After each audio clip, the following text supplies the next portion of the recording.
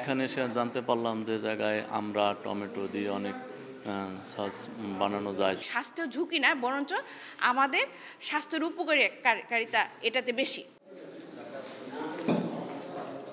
Tomato, গাজর, আমড়া অথবা কাঁচা আমসহ বিভিন্ন পচনশীল ফল কিভাবে বছর ধরে সংরক্ষণ করা যায় সেই প্রশিক্ষণ চলছে বরিশালের কৃষি গবেষণা ইনস্টিটিউটে। শুধু সংরক্ষণই নয়, এসব ফল দিয়ে কিভাবে আচার, জেলি ও সস বানানো যায় তাও শিখিয়ে দেয়া হচ্ছে হাতে কলমে।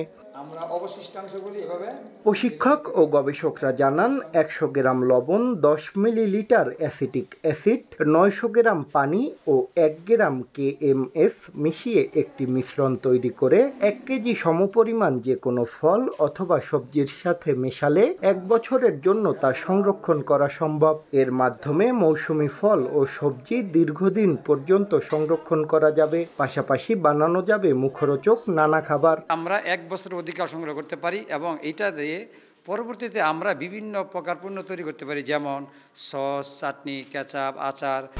1, 2, 3 ঢাকায় জমি জিতে নিন 100% ক্যাশব্যাক সহ 20 কোটি টাকার পুরস্কার।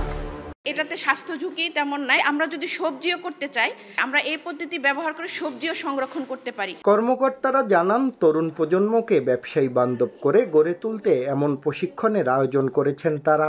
এই প্রশিক্ষণের মাধ্যমে প্রশিক্ষক তারা অবহিত করতে পারি বা উদ্যোক্তা তৈরি করতে পারি, তারা সিজনে আমড়াগুলিকে সংরক্ষণ করতে পারবে। এটাকে কাজে লাগিয়ে উৎপাদন যেমন বাড়বে এবং যে লসটা হয় সেই লসটাকেও তারা মিনিমাইজ করতে পারবে। প্রশিক্ষণ পেয়ে খুশি অংশগ্রহণকারীরা। এটাকে একটা ব্যবসায় পরিণত করে এগিয়ে নেওয়ার জন্য আমরা এই প্রশিক্ষণ দিতে আসছি।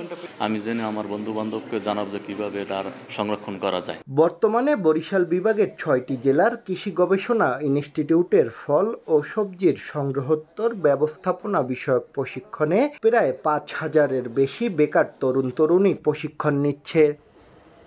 শাকিল মাহমুদ, সময় সংবাদ, বরিশাল।